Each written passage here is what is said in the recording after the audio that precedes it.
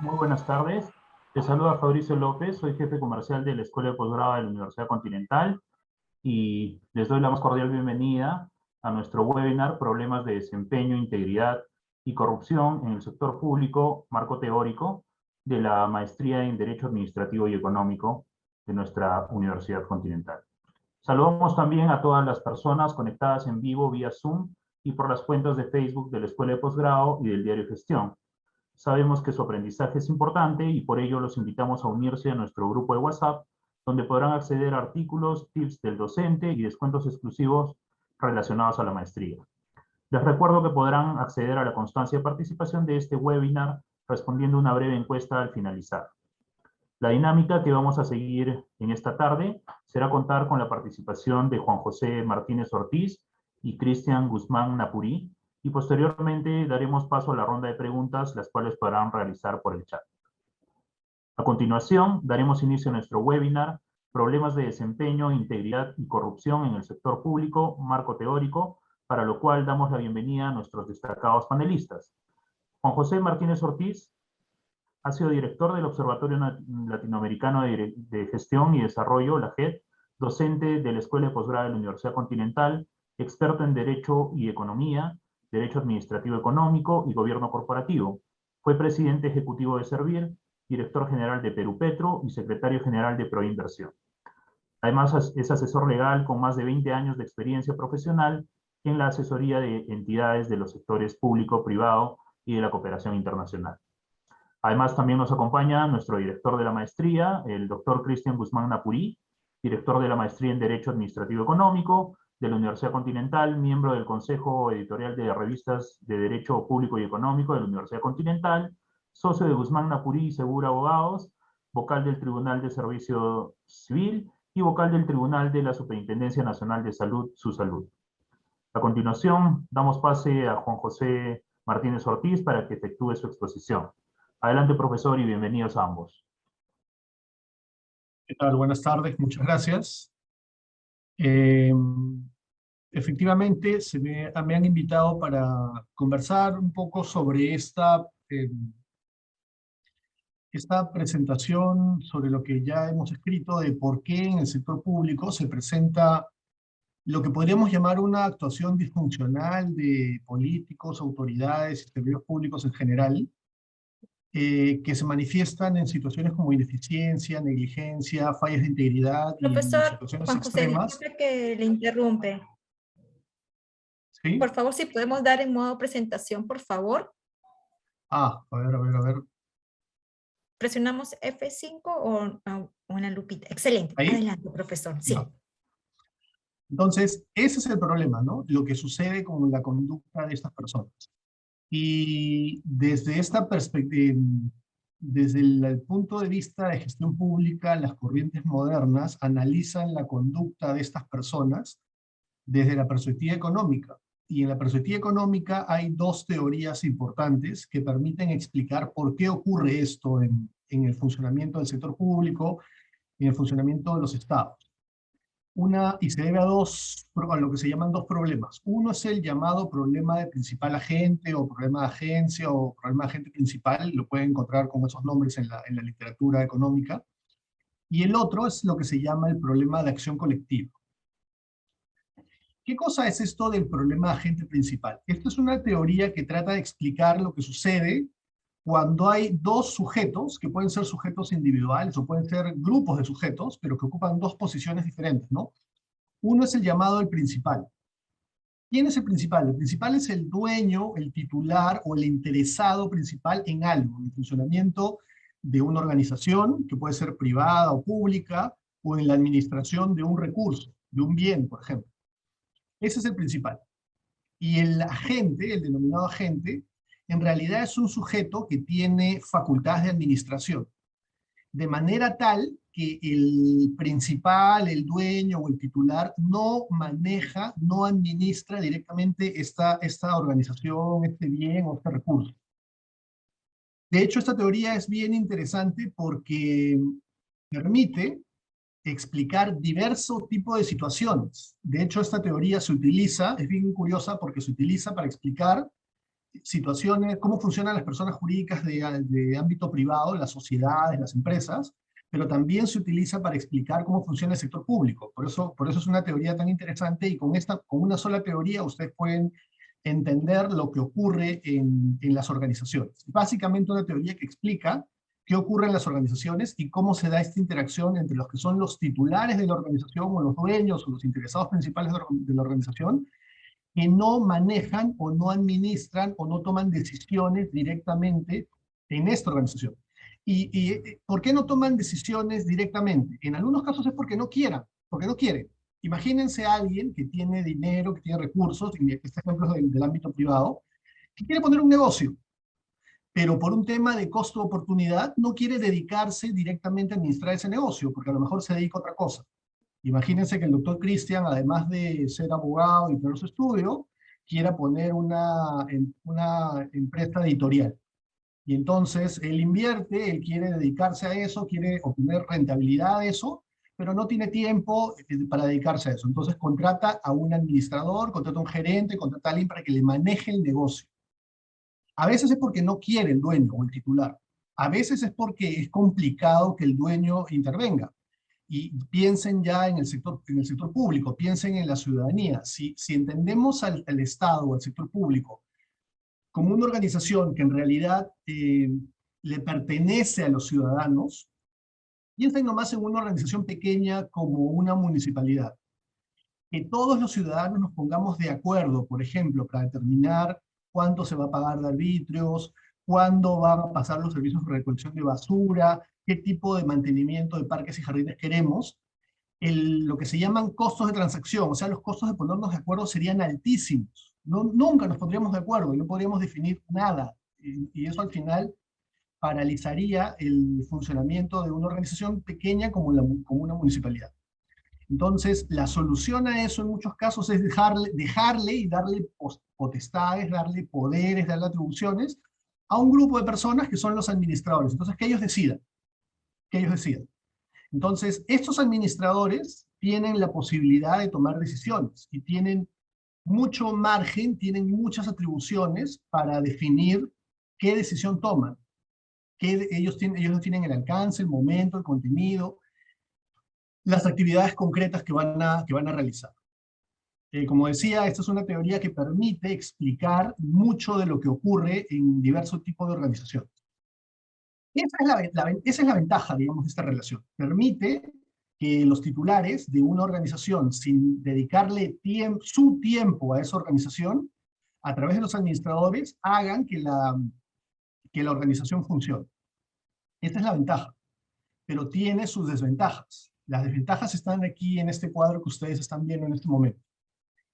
El primer problema que puede ocurrir es que los administradores, que son llamados agentes, tienen sus propios intereses. Y sus intereses no necesariamente son iguales a los intereses de los titulares, de los dueños. Si hablamos en el caso de las organizaciones del sector público, no necesariamente son iguales a los intereses de toda la ciudadanía. Ellos van a buscar maximizar su propio interés. Eso es lo que van a buscar. Ese es un primer tema. Y en el sector público, por ejemplo, se puede buscar maximizar no solamente ingresos, o dinero, o prestaciones económicas que uno recibe. Uno también puede querer maximizar el tamaño de la entidad, porque a mayor tamaño de la entidad, mayor poder, mayor influencia.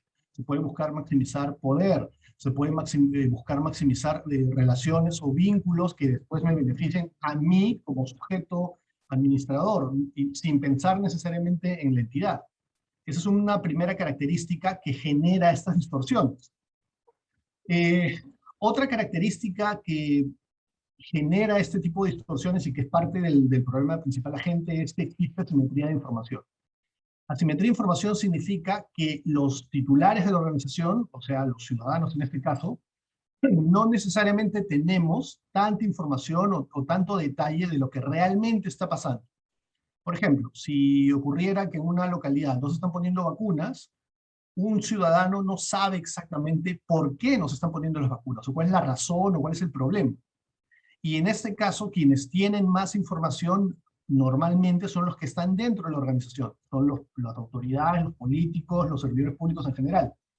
y no necesariamente le van a revelar toda la información a los ciudadanos. Entonces los ciudadanos o los titulares no sabemos qué es lo que ha pasado, no sabemos si el problema que está ocurriendo de la falta de vacunas o falta de aplicación de vacunas es realmente por un problema exógeno que no depende de la organización, o si es un problema de desempeño, si es un problema de negligencia vinculado a quienes tienen que tomar decisiones o tienen que administrar la organización.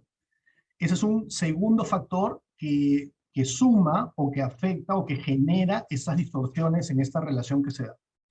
Y lo tercero es que esa conducta de aprovechamiento, sumada al tema de asimetría de información, le permite a los administradores, como decía, a los políticos, a las autoridades, a los servidores, que se aprovechen de su situación, obtengan un beneficio para ellos, pero ese beneficio tiene un costo, y ese costo se lo trasladan a la entidad, se lo trasladan a la organización, finalmente se lo están trasladando a la ciudadanía. Entonces, esas son las características iniciales o principales de este problema de agente principal.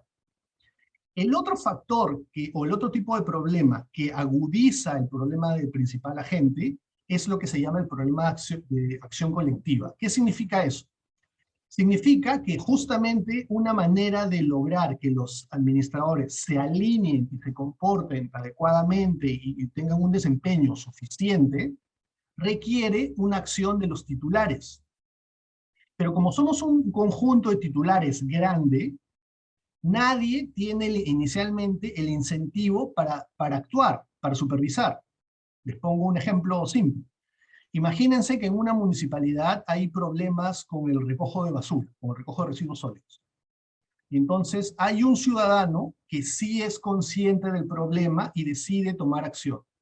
Y entonces esta persona, este ciudadano, recaba evidencias, hace memoriales, visita la municipalidad, pide citas con el alcalde, pide citas con las autoridades. Todo eso para esta persona implica costos. Costos en tiempo, costos en visitas, costo a lo mejor podría hacer hasta estudios técnicos y presentarlos a las autoridades, e inicialmente él los asume. Pero si tiene éxito y logra que algo cambie en la municipalidad y se empiece a prestar un mejor servicio, toda la ciudadanía del ámbito municipal se beneficia de eso. Entonces, si lo pusiéramos en números, como si el beneficio fuera como 100, el que no hizo nada tiene el beneficio neto, porque como no hizo nada, recibe 100 de beneficio, su costo fue 0, su beneficio neto es 100. En cambio, para ese ciudadano que fue responsable, que fue preocupado, el beneficio es 100 menos el tiempo que gastó, los recursos que gastó. Imaginemos que eso le costó 20. Entonces es 100 menos 20, recibe 80. Acá se da una paradoja, porque los ciudadanos que no han sido responsables, que no han sido diligentes, que no han sido proactivos, reciben más beneficios que aquel que sí lo ha sido. Entonces, eso lleva a una situación en la cual mucha gente lo que puede decir es, ¿para qué voy a hacer algo si espero a que alguien más lo haga? Porque igual voy a recibir ese beneficio. El problema de esa conducta es que si todos pensamos igual, al final ninguno actúa. Entonces, nos quedamos como ciudadanía, como titulares, como dueños del Estado, paralizados. Y eso le da mayor margen de actuación a los administradores, a los agentes de los que estábamos hablando. Entonces, esas dos situaciones se vinculan. Ahora, ¿qué podemos hacer? ¿Qué podemos hacer? ¿Qué es lo que plantea la teoría que se puede hacer? Frente al tema de las tres primeras filas aquí corresponden al problema del problema de agencia. Frente al tema de conducta racional, hay varias cosas que se pueden hacer. Uno podría generar mecanismos de selección que seleccionen correctamente a las personas. No todos van a querer aprovecharse al 100% de una determinada situación. Las personas son diferentes y las personas pueden tener preferencias diferentes. Entonces, en los procesos de selección de estos administradores, de estos servidores, de estas autoridades, un elemento importante para reducir esta situación es seleccionar a la gente que, por ejemplo, tenga mayor vocación al servicio público. Eso es una cosa importante. Un segundo punto importante es que, aún así hayamos hecho una selección correcta, siempre hay que mantener la motivación y recordar a las personas los valores, la importancia de su función. Porque se sabe también que una persona puede haber ingresado muy motivada y puede haber sido correctamente seleccionada, pero en el tiempo decae su motivación. Y entonces, como se dice, se podría pasar al lado oscuro. Y eso es lo que hay que evitar. Otro elemento importante es generar mecanismos de información. ¿Para qué? Para que justamente la ciudadanía y el propio sujeto, el propio servidor, sepa que todo lo que hace, o que la mayoría de las cosas que hacen, son públicas, o pueden ser descubiertas, o pueden ser conocidas, y no pueden estar ocultas. Cuanto mayor grado de opacidad exista, mayor margen para este aprovechamiento. Otro elemento que se suele citar también en la teoría es que se tienen que establecer reglas de conducta. Y sobre reglas de conducta hay diversos modelos y diversos mecanismos. Hay reglas de conducta que simplemente establecen estándares, como estándares de lealtad o de fidelidad y estándares de diligencia, hasta reglas de conducta que son muy detallados y que establecen específicamente todo lo que tienen que hacer o cada paso que tienen que dar los servidores. Ambos tienen sus ventajas y sus desventajas. Otra cosa importante es que no solamente basta que haya reglas y haya sistemas de información que permitan descubrir qué es lo que está pasando, sino que tienen que haber mecanismos efectivos de supervisión. Alguien tiene que supervisar lo que está pasando, porque podríamos tener la información, pero si nadie mira la información, nadie la evalúa, finalmente esto tampoco genera mucho cambio en la conducta de las personas. Y finalmente, mecanismos de incentivos. Estos mecanismos de incentivos pueden ser positivos, pueden ser premios, si es que las personas cumplen adecuadamente sus objetivos, sus funciones y sus roles, o pueden ser incentivos negativos, pueden ser sanciones, si es que justamente no cumplo con las reglas, con los objetivos, con los procesos y con las funciones que me corresponden.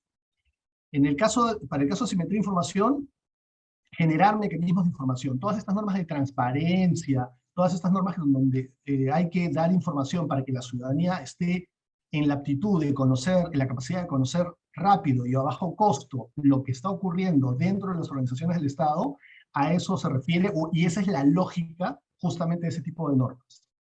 En el tema de traslados de costos de los administradores o de los agentes a los ciudadanos, hay que generar mecanismos de información para detectar esas situaciones, tener los mecanismos de supervisión que justamente permitan alertar sobre los hechos que está ocurriendo y los mecanismos de incentivos.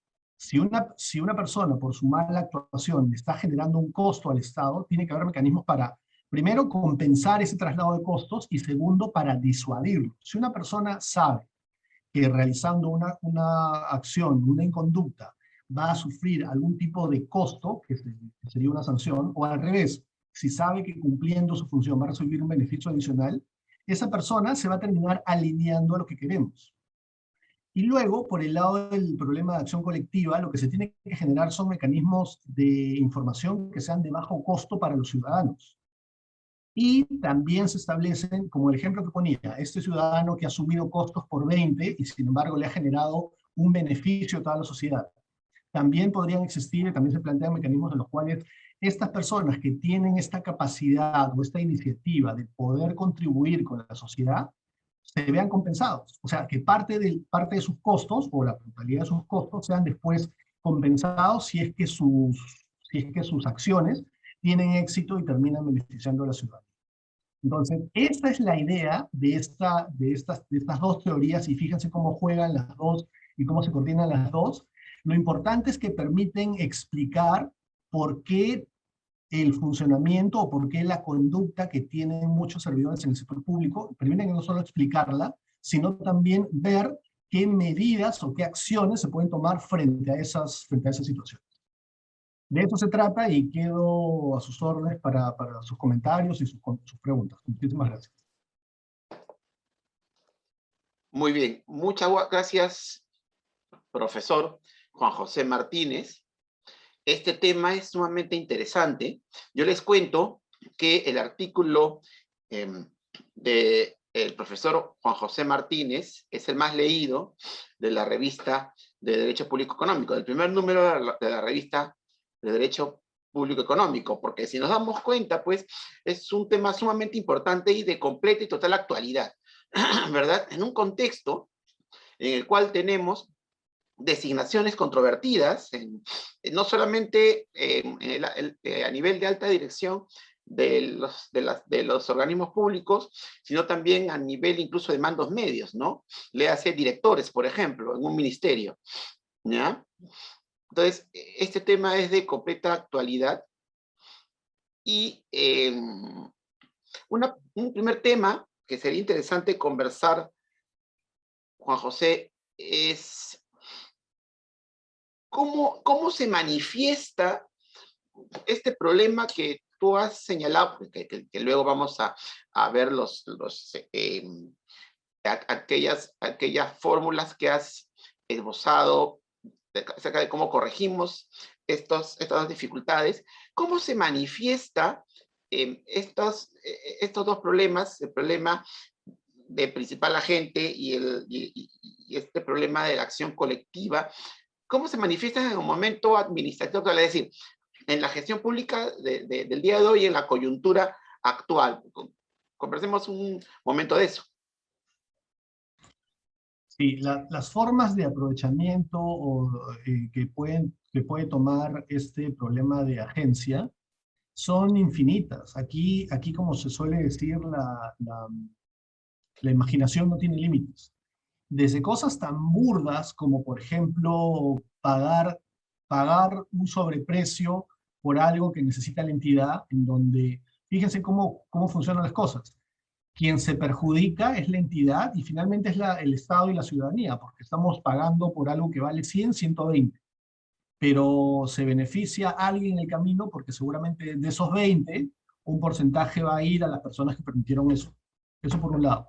Pero puede haber otras cosas, como por ejemplo, estar en la oficina, aunque ahora estamos en trabajo remoto la mayoría, pero estar en la oficina y hacer como que trabajamos y obviamente recibir una retribución porque estamos de 8 a 6, pero realmente no contribuir en nada al trabajo. De hecho, una de las cosas que alguna gente me comentaba es que el tema del trabajo remoto ha revelado quiénes contribuyen o generan valor dentro de las organizaciones y quiénes no. Hay mucho de eso, ¿no? Entonces, pueden haber personas a las cuales les estamos pagando remuneraciones y no necesariamente están generando valor dentro de sus organizaciones.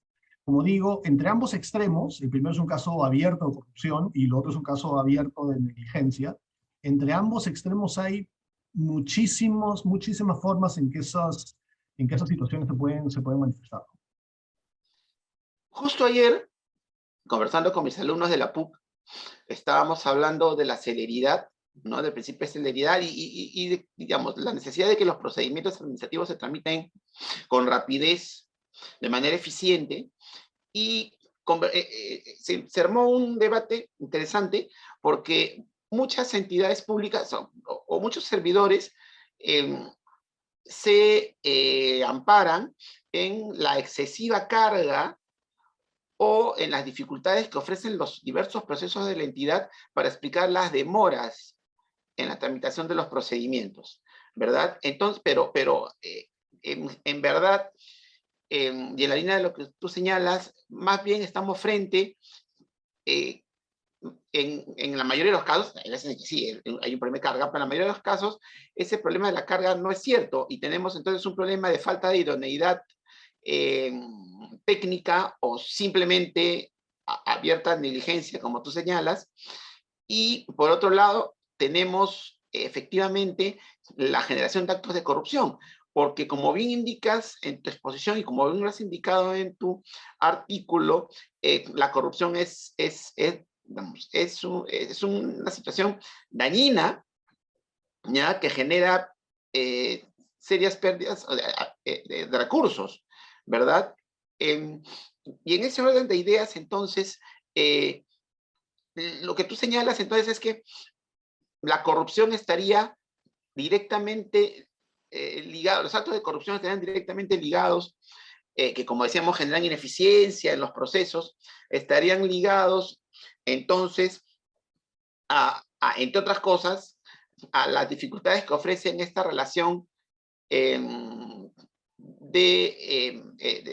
donde digamos, no existe incentivos adecuados para actuar conforme a derecho, ¿no? Sí, lo que sucede es que esta teoría del agente principal permite explicar por qué actúan las personas de la manera que actúan en el sector público y por qué se presentan situaciones de ineficiencia, de falta de integridad, y en el extremo, digamos, los casos más extremos y más escandalosos son los que llamamos corrupción, ¿no? Pero no solamente casos de corrupción, los casos en donde tenemos personas que no le generan valor a su entidad porque han sido mal seleccionados, ahí hay un problema.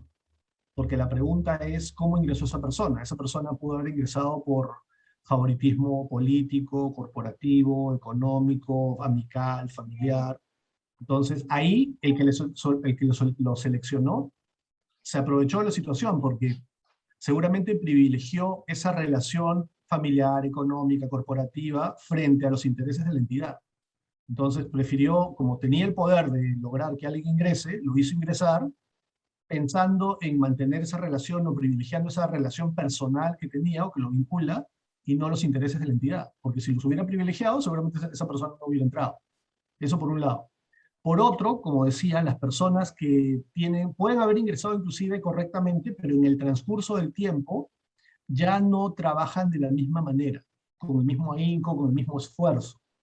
Entonces, trabajar digamos, a la velocidad mínima, cumpliendo el mínimo, también es una manifestación de este problema de agencia, ¿no? Entonces, el problema de agencia es también responsable de los altos niveles de ineficiencia dentro de las entidades. Sí, así es, así es.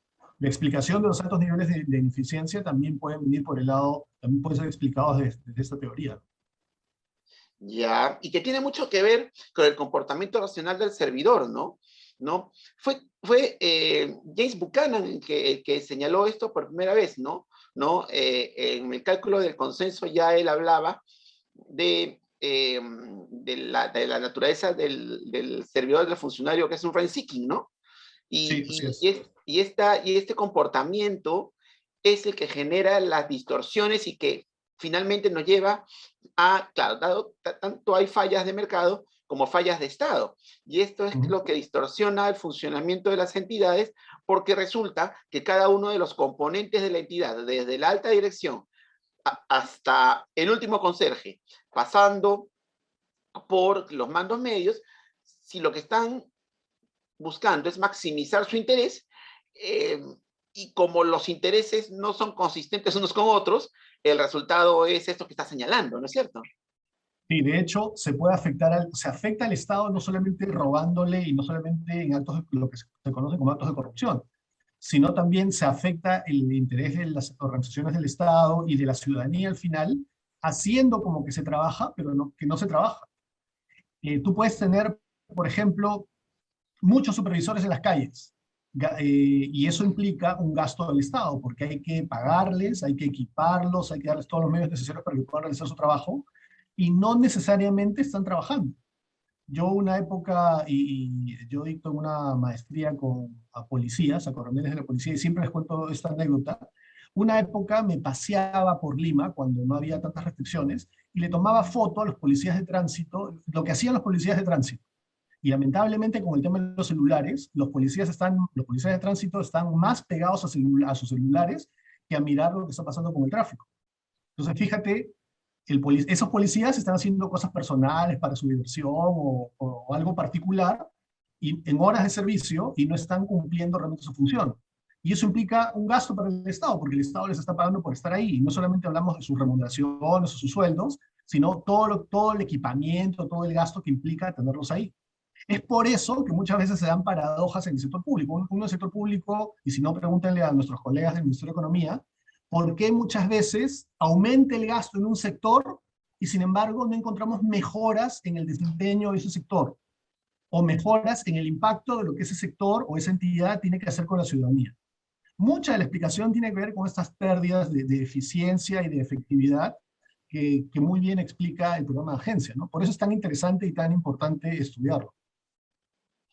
Ya, sí, es sumamente interesante, ¿verdad? Sumamente interesante este problema que se genera dentro de la administración pública, ¿no? Porque también tú señalas, cuando hablamos de la acción colectiva, señalas que acá vamos a encontrar free riders, ¿no? Lo que los gringos llaman free riders.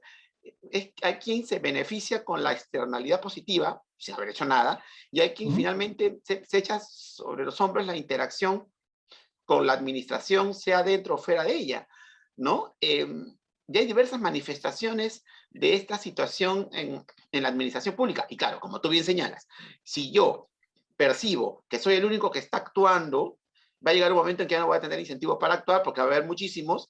¿Ya? El resto del distrito, por ejemplo, si la interacción es con la municipalidad, el resto de los vecinos van a verse favorecidos efectivamente sin hacer nada.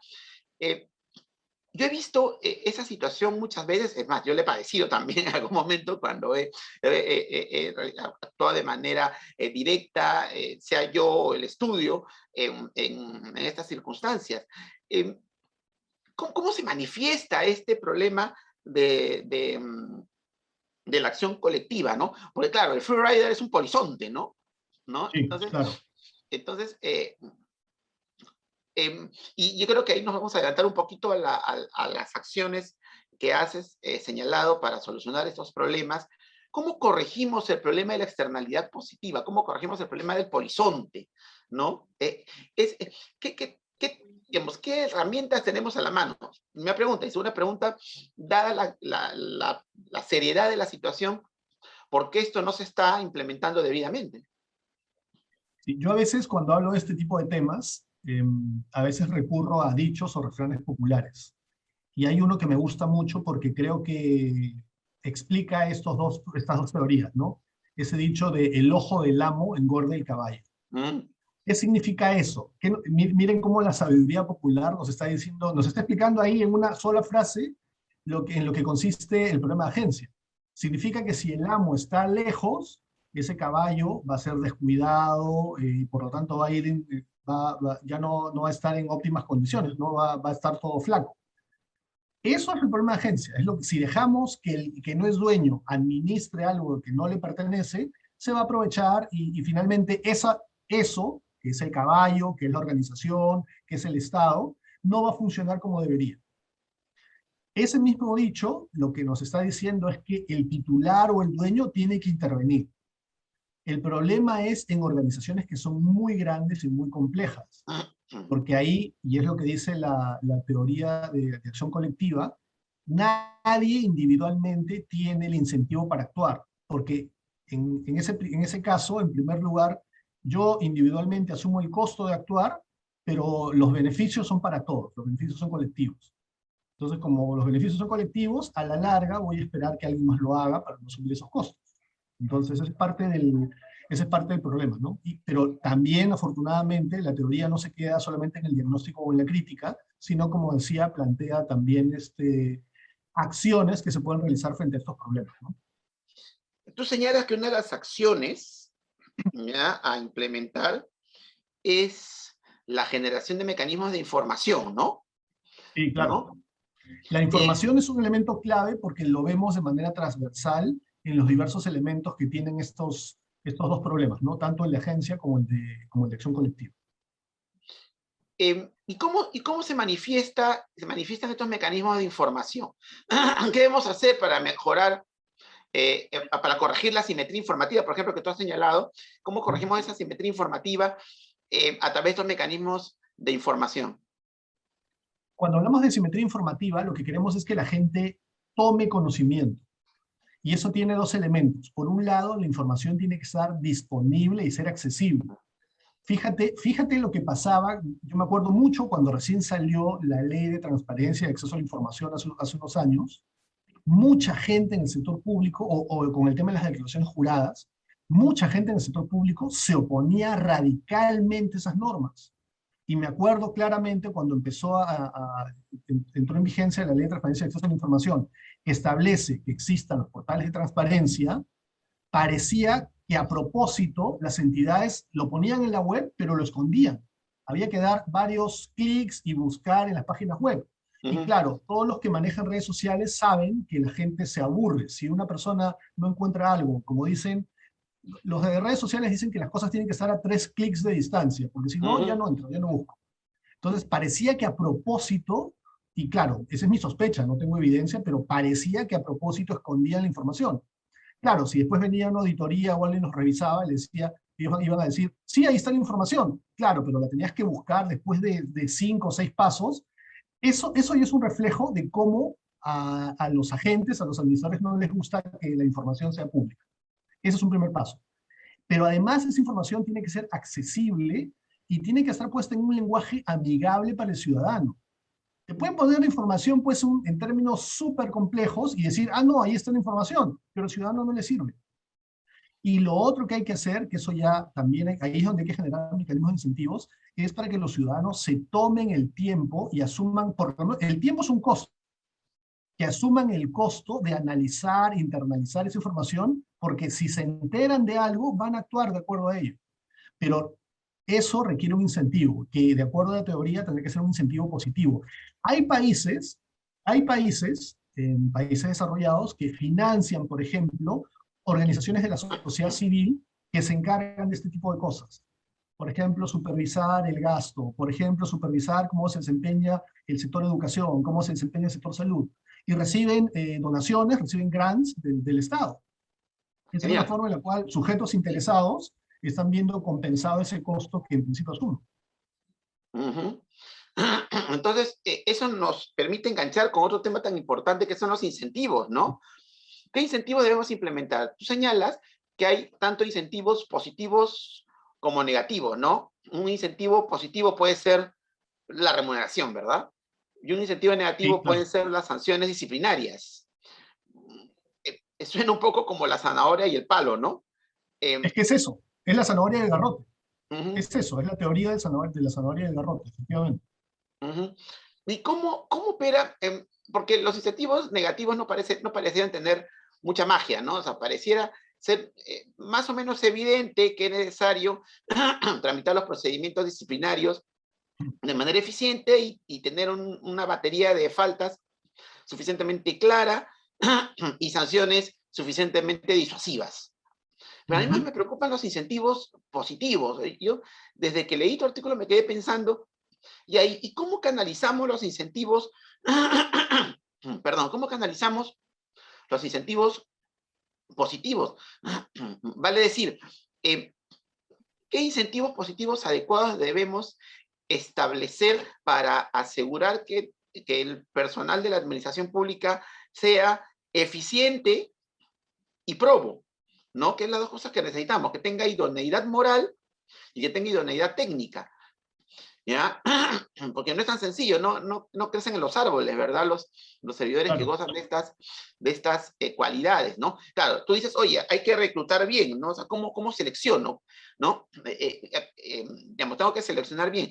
Pero una vez dentro, perdón, una vez dentro, la ronquera no me deja mucho paz, he estado resfriado y no me deja en paz, pero ya estamos mejor. Entonces, ¿cómo diseño estos incentivos? Hay que establecer incentivos diferenciados dependiendo de la entidad, dependiendo del lugar que ocupa el servidor en el organigrama, porque entiendo que no es lo mismo estos incentivos a nivel del ministro, viceministro, o a nivel de los directores generales o de los directores de línea, ¿no? Y me ha pasado a observar esto en las diversas entidades públicas en las que he elaborado y laboro, entender cómo es que debemos generar los incentivos más adecuados. ¿Qué opinas tú de eso? Ojo, lo que hemos planteado son varios mecanismos de solución que se tienen que aplicar en diferente medida y en conjunto. No existe, del cuadro que yo les había presentado, no existe la solución. O sea, si estamos pensando en que vamos a conseguir, que vamos a encontrar la bala de plata o la piedra filosofal que nos va a servir para solucionar todo, no. Hay que utilizar esos mecanismos en diverso grado e ir testeando cómo van funcionando en la realidad, porque los países son diferentes, las sociedades son diferentes, dentro del mismo Estado las organizaciones son diferentes. Parte de algunos problemas que tenemos en el propio funcionamiento del Estado es que en muchos casos no reconocemos esa diversidad de funcionamiento, de capacidades o de personal que tiene. Entonces, dicho eso, en el tema de los incentivos, el tema de incentivos es toda una especialidad por sí misma. Y hay que tener cuidado porque, por ejemplo, en el sector privado, hace un par de décadas, se le tenía mucha fe al tema de los incentivos y creían que los incentivos solitos arreglaban todo. Hasta que vinieron los escándalos del gobierno corporativo, donde está Enron y Parmalat, por ejemplo, de casos internacionales súper conocidos, que demostraron que los incentivos por sí solos pueden inclusive hasta traer efectos perversos. Entonces, para generar incentivos positivos, por ejemplo, tenemos que tener claro qué queremos de los servidores, qué objetivo queremos alcanzar. Más allá de que vayan a trabajar, de que sean honrados y que sean eficientes, ¿qué queremos alcanzar? ¿Y cómo los queremos premiar? Porque pueden haber problemas si es que los incentivos se diseñan mal. Yo te puedo contar que un organismo internacional hace varios años promovió un sistema de incentivos en un poder judicial en un país centroamericano, en donde tenían básicamente los mismos problemas que nosotros, ¿no? Calidad de sus resoluciones y demora en las resoluciones. ¿Y qué hicieron? Alguien les contó que había este tema de los incentivos y se les ocurrió plantear un sistema de incentivos positivos. Entonces, a los magistrados se les daba un pago adicional por la producción de resoluciones que generaban. Pero después de un tiempo tuvieron que desmontarlo porque se dieron cuenta que no habían diseñado bien el incentivo y le pagaban por resolución al magistrado. No especificaron qué tipo de resoluciones. Y como saben los abogados, hay 3 tipos de resoluciones, ¿no? Los decretos, los autos y las sentencias. Siendo los decretos cosas más simples, de mero trámite, que se pueden escribir en 2 líneas, y las sentencias, que sí son mucho más complejas, que resuelven un caso de manera definitiva, y que toman mucho más tiempo en hacerse, ¿no? Pero el incentivo decía resoluciones. ¿Qué fue lo que ocurrió? La gente reacciona ante los incentivos. Empezaron a generarse un montón de decretos que en realidad no tenían sentido, porque la gente reaccionaba, la gente lo que quería era más pago. Entonces, como más pago era una resolución más, ¿qué cosa era lo más fácil? Sacar decretos. Pero eso no contribuyó al objetivo de sacar resoluciones de mejor calidad, ni de que las demoras o la mora procesal se redujera, al contrario. Entonces hay que tener cuidado con los incentivos. Igual con los incentivos negativos de sanción. Demasiada sanción sin sentido, curiosamente, desincentiva el buen funcionamiento o la buena actividad de los servidores y más bien los paraliza. Entonces, el tema de los incentivos no es un tema simple, es toda una especialidad por sí misma, y hay que tener cuidado en cómo se diseñan, y todas estas cosas, el tema es ensayo-error, ir viendo cómo funcionan e ir haciendo ajustes en el camino. No hay soluciones mágicas, eso es lo que finalmente quisiera decir. Ya. Yo quiero pasar, porque ya los tiempos nos ganan y tenemos que comenzar a resolver preguntas, pero un tema que también me llamó la atención es esto de mantener valores, ¿no? Ya supuestamente efectué un proceso de selección eficiente. En el papel tengo a los mejores servidores que debería tener porque yo he hecho una adecuada selección.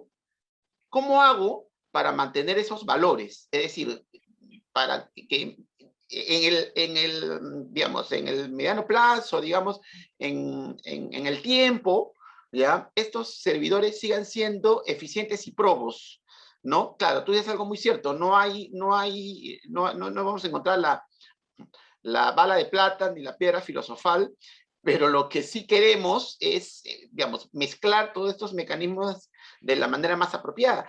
¿Cómo intertallar acá, o cómo es que vamos a mantener esos valores? ¿Cómo logramos esto? Porque además los valores pueden variar de una entidad a otra, ¿no?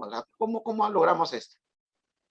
Eso tiene que ver mucho con la cultura organizacional. Y pongo un ejemplo bien sencillo. Podría ser que ustedes necesitan una persona que sepa manejar este programa de procesador de textos Word en una computadora. Y entonces le evalúan, encuentran al mejor, al que conoce mejor ese sistema, al más rápido, y lo seleccionan. Ahí lo están seleccionando, lo están evaluando técnicamente.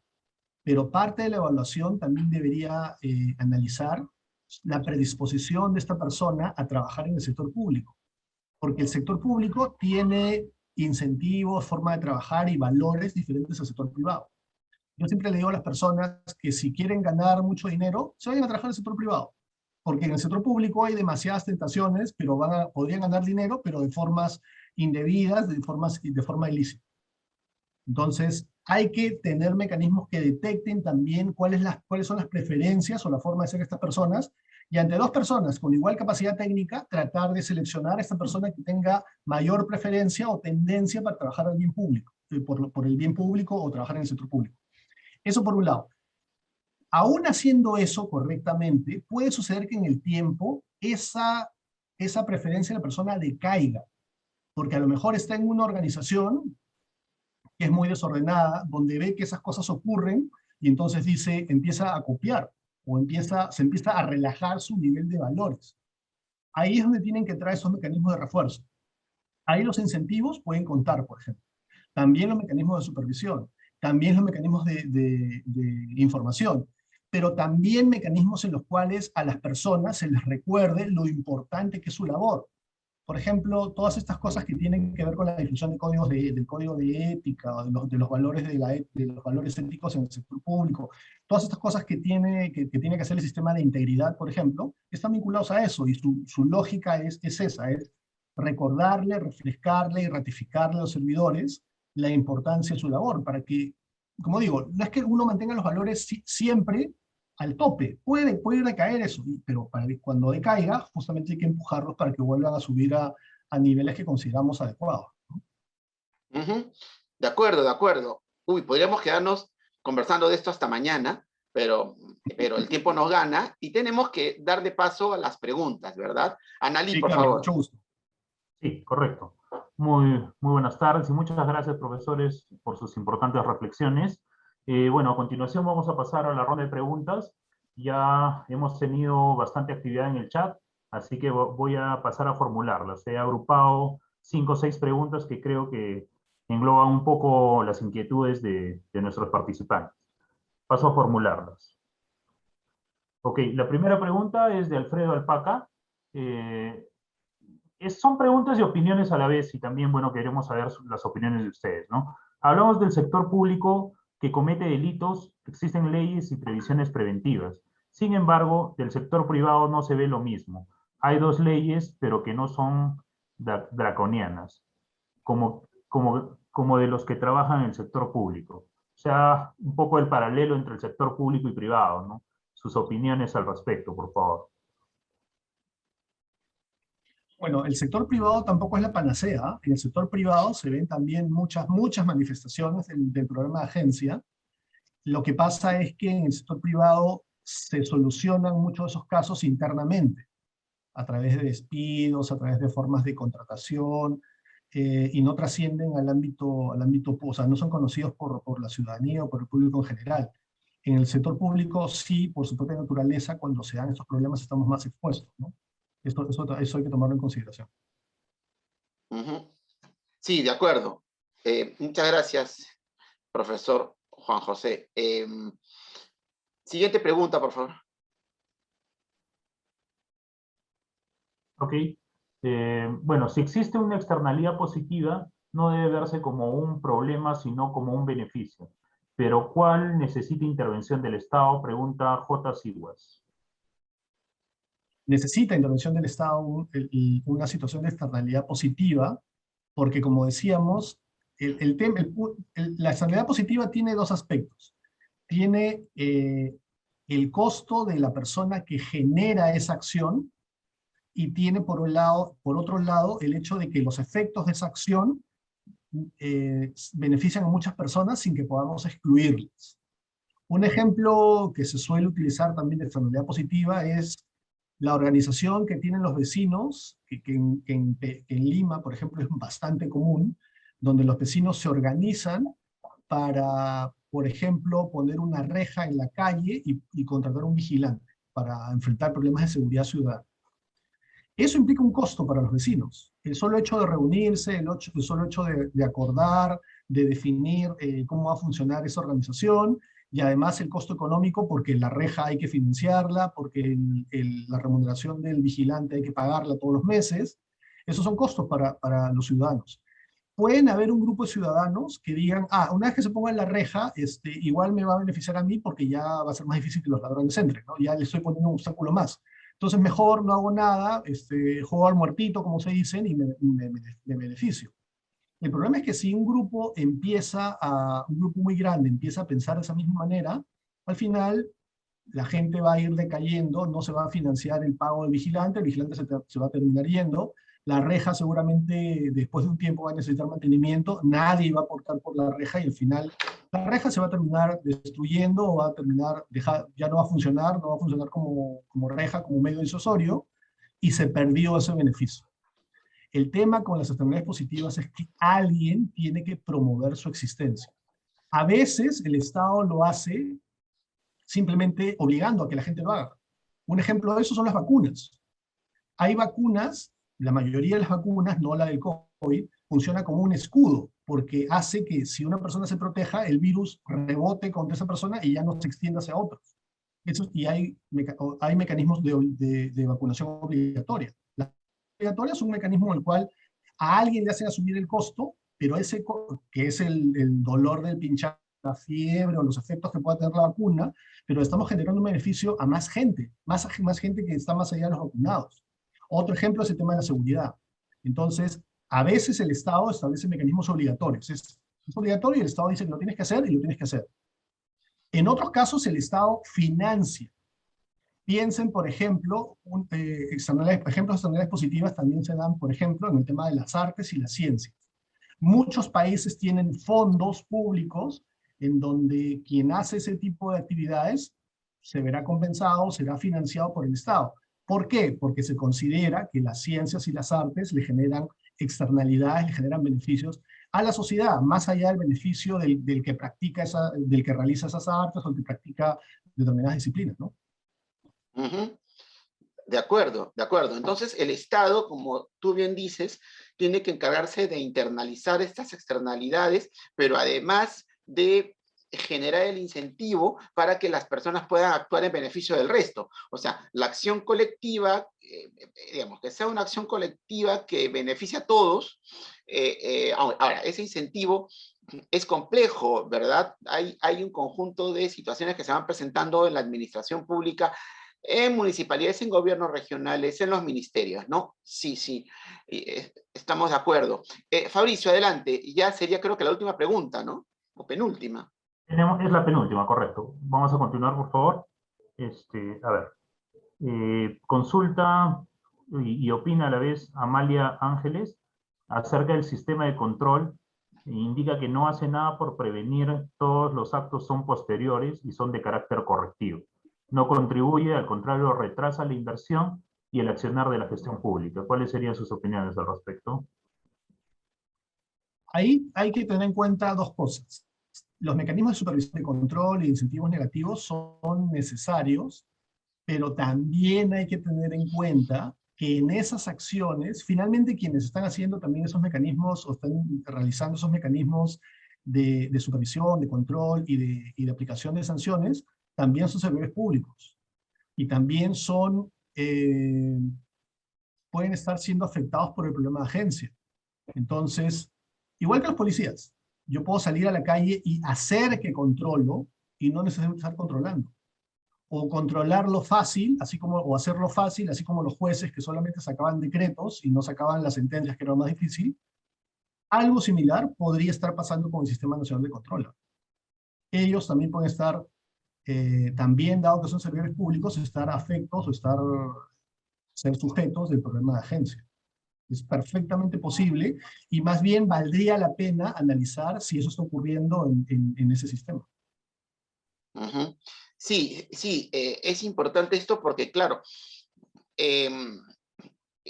todos sabemos los problemas que tuvo Contraloría con sus procedimientos administrativos sancionadores que generaron una famosa sentencia del Tribunal Constitucional declarando la inconstitucionalidad del artículo 46 de la Ley Orgánica del Sistema Nacional de Control, ley que no hace mucho ha sido modificada para supuestamente solucionar eso sin haberse solucionado bien, y acaba de salir hace unos días el reglamento, ¿no? El reglamento del procedimiento sancionador. Y hubo un tiempo en que en Contraloría existía esta búsqueda de sancionar más, ¿no? Entonces había generado este incentivo perverso, ¿verdad? Este incentivo perverso en términos de la generación de procedimientos sancionadores, lo cual termina distorsionando algo tan importante como el determinar infracciones de los servidores públicos. Fabricio, creo que ya estamos en la última pregunta, o ya cerramos. Correcto, concluimos con esta. Adelante. Ok, pregunta María Lili Torres Liñán. La consulta específica es, ¿cuál es la relación de agente principal con la modernización de la gestión pública? La modernización de la gestión pública es un paquete de mecanismos que lo que busca justamente es, en varios casos, reducir el problema agente principal. Por ejemplo, dentro de la modernización de la gestión pública se busca generar sistemas de incentivos. Se busca también implementar mecanismos de información. Se busca promover la modernización o la reforma del servicio civil. La reforma del servicio civil tiene que ver, por ejemplo, con la selección, con la permanencia, con incentivos a los servidores. Entonces, la modernización de la gestión pública tiene múltiples aspectos y varios de sus elementos están orientados a reducir este problema de agencia, justamente. Muy bien, sí, de acuerdo. Hay una relación íntima entre la modernización del Estado y todo esto de la nueva gestión pública, ¿no? El New Public Management, que también se enfoca en resolver todas estas circunstancias, ¿no? Bien, estamos concluyendo entonces con la rueda de preguntas, porque como les digo, el tiempo es un tirano, y vamos a pasar muy rápidamente a exponerles acerca de nuestra maestría de Derecho Público Económico. ¿Ya? Vamos a pasar inmediatamente a ello. Analí, por favor, para ver la presentación.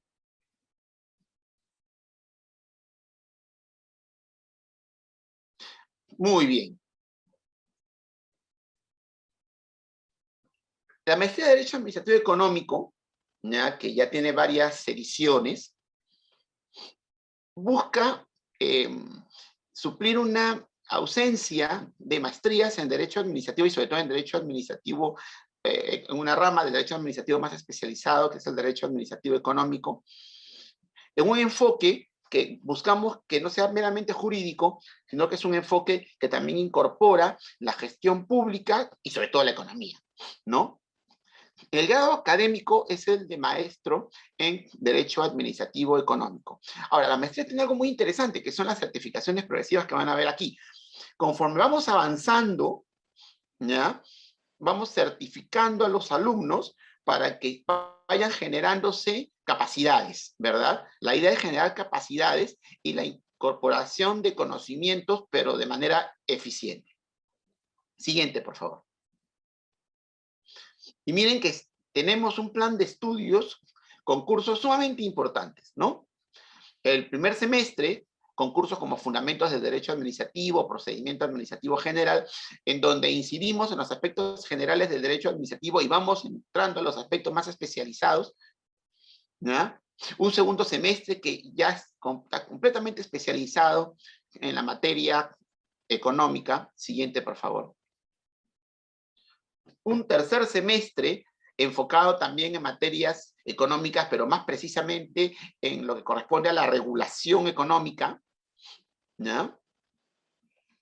Y finalmente, un cuarto semestre dedicado a la investigación, ¿ya? Cuarto semestre en el cual vamos a dedicarnos a revisar los aspectos de aquel tema de tesis que hemos escogido y profesores especialistas en cada uno de los temas, pero además especialistas en metodología de la investigación nos van a permitir investigar y poder obtener el grado académico. Siguiente, por favor. Tenemos entonces una plana docente con experiencia, con capacidad, ¿no? Justo lo que conversamos hace un rato, ¿no? Con idoneidad técnica, con idoneidad moral, necesaria para poder seguir adelante con la maestría y poder permitir al alumno, generar respecto del alumno, la incorporación del conocimiento, la generación de capacidades, ¿no? Acá tenemos la plana docente. Este humilde servidor es el director de la maestría. Tenemos al profesor Juan José Martínez Ortiz, al cual ya hemos escuchado. Tenemos al profesor Rafael Muente. Adelante, por favor. Tenemos al profesor Nelson Chac, tenemos a la profesora Nuria Sparch, al profesor Orlando Salvatierra, siguiente, por favor. A la profesora Fabiola Paulet, al profesor Eber Tassano, al profesor Luis Díez Canseco. Tenemos un conjunto de profesores. Solamente les hemos mostrado una parte, porque ustedes entran a la página web y van a encontrar pues el listado de profesores todos de altísimo nivel. Siguiente, por favor. Tenemos también al profesor Hugo Gómez, a la profesora Victoria Pérez, ¿ya? Y el contacto de nuestro asesor, Julio César Rodríguez, para poder comunicarse con él en cualquier eventualidad. Bueno, también se pueden comunicar conmigo si tienen también alguna consulta sobre el tema. ¿Ya? Muchas gracias. Sí, muchísimas gracias. Bueno, para finalizar, vamos a darle las palabras al doctor Cristian Guzmán para que pueda comentarnos un poco acerca bueno, lo que se viene en la maestría y poder invitarlos nuevamente a participar, ¿no? También comentarles, perdón, también comentarles que nuestra maestría en Derecho Administrativo Económico, como había comentado el profesor Cristian Guzmán, se va a llevar en la nueva modalidad que estamos manejando, ¿no? En programa a distancia en tiempo real. Y bueno, también comentarles que estamos compartiendo el enlace de nuestra encuesta, la cual va a estar disponible el día de hoy. Recordarles que la constancia saldrá con los nombres y apellidos ingresados en la encuesta y serán remitidos a sus correos en un plazo de 30 días posteriores a este evento. Asimismo, también los invitamos a ser parte de nuestro grupo de WhatsApp, donde podrán acceder a artículos, los tips del docente y descuentos exclusivos. Estamos compartiendo en estos momentos el enlace. Bueno, y para finalizar, por favor, invitamos a nuestros profesores a dar sus palabras para concluir el evento. Sí, gracias, Fabricio. Bueno, hemos tratado un tema sumamente importante, que no se agota, la discusión no se agota, imposible agotarla el día de hoy, pero entonces estos temas y muchos otros vamos a poderlos discutir en nuestra maestría. Ya vamos a tratar estos temas y muchos otros sumamente interesantes en nuestra maestría. Profesor Juan José, sus últimas palabras, por favor. Efectivamente, este marco teórico solamente lo que ha pretendido mostrar es como el mapa conceptual de cómo funciona el sector público, dónde están los problemas y sobre todo qué medidas o qué acciones se pueden tomar frente a esos problemas. Muchísimas gracias además por la invitación y a su disposición cuando guste. Genial, muchas gracias Juan José, muchas gracias al equipo de la Universidad del Apoyo Administrativo de siempre y sobre todo muchas gracias a los participantes en este webinar que nos han escuchado durante todo este rato y han participado también activamente y estamos entonces pendientes para el siguiente evento, ¿ya? Para podernos ver, para tratar todos estos temas tan importantes. Muchas gracias. Muchísimas gracias. De esta manera damos por concluido nuestro webinar y agradecemos la participación de nuestros ponentes y a todos ustedes que nos han seguido conectados por este Zoom y por las redes sociales. De parte de la Escuela de Posgrado de la Universidad Continental, les agradecemos su participación. Muchas gracias. Muchas gracias, hasta luego. Muchas gracias, Juan José.